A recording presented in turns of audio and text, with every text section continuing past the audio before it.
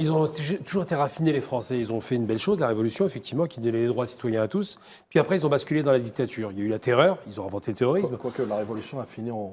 Oui, c'est pour ça que je dis qu'au début, l'idée était belle, puis après, ça a basculé dans la terreur.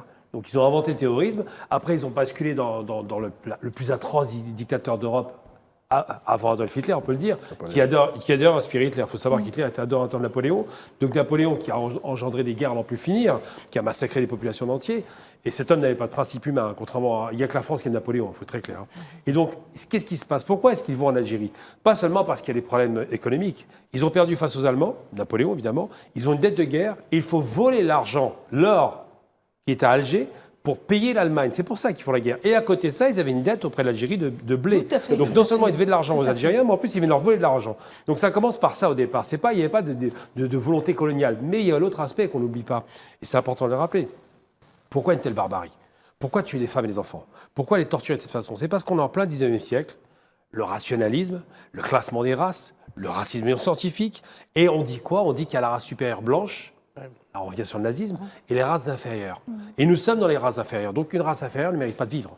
Et donc à partir du moment où on n'est même pas chrétien, qu'on n'est même pas des hommes, puisqu'on est des hommes colorés, eh bien on peut les tuer à satiété. Et les Français s'en donnent à cœur joie, je parle de l'armée évidemment. Donc il ne faut pas perdre de vue que d'abord c'est une volonté de vol, ensuite de massacre de masse, de négation de l'humanité, et le terme exact qui avait été utilisé, d'ailleurs c'est un des meilleurs discours de monsieur, l'ancien président algérien, le terme exact c'était quoi?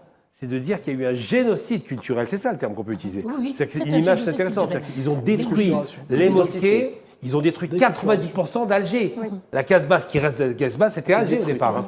Donc il faut rappeler. Puis moi, j'ai envie de revenir sur la question des essais nucléaires, parce que là, j'ai une petite colère quand même. Hein. Je ne vous cache pas qu'il m'arrive de parler de ma famille, pas souvent, mais là, j'en parle parce que, Allah rahmou, je rends hommage à mon père, qui s'est battu, comme tous les Algériens, pour libérer le pays, qui était à l'est de l'Algérie. On a 30% de la famille qui était éliminée par cette guerre coloniale. Et mon père, malheureusement, il a fait la guerre des sables. Une guerre imposée par le dictateur Hassan II. Et qu'est-ce qui s'est passé? Il a été exposé, comme beaucoup d'Algériens, aux radiations. Parce qu'on était dans le sud, à Tindouf, et évidemment, le désert porte les radiations, jusqu'à aujourd'hui d'ailleurs. Il y a encore des particules radioactives qui vont même dans le nord. Et donc il a été exposé à cela, il est mort d'une leucémie après 50 combats. 40 ans après avoir fait cette guerre des sables, il est en France et meurt d'une leucémie. Et bien quand on rentre dans les hôpitaux algériens, dans les hôpitaux français en l'occurrence, ce qui m'a marqué, et c'est ça qui est intéressant, parce qu'il refuse de faire ce travail en France. Mon père rentrait, et naturellement, il disait salam alaikum à la salle. Parce que 80% des malades étaient algériens. Donc les conséquences, on ne les mesure pas parce qu'on ne devait pas les quantifier. Les médecins refusaient de qualifier la leucémie chronique dont il était frappé, mais évidemment, ça n'est pas de sa famille, ça venait de ses expositions. Donc c'est vrai qu'il ne faut pas perdre de vue qu'aujourd'hui, lorsque le président algérien est noblement dit « on ne veut pas de votre argent parce que la France est ruinée », mais par contre, on exige, et c'est l'exigence qu'il faut, des excuses pour les crimes commis. Je rappelle que les Allemands ont été jugés et condamnés pour ces crimes, et c'est comme ça qu'il y a pu y avoir la paix entre la France et l'Allemagne.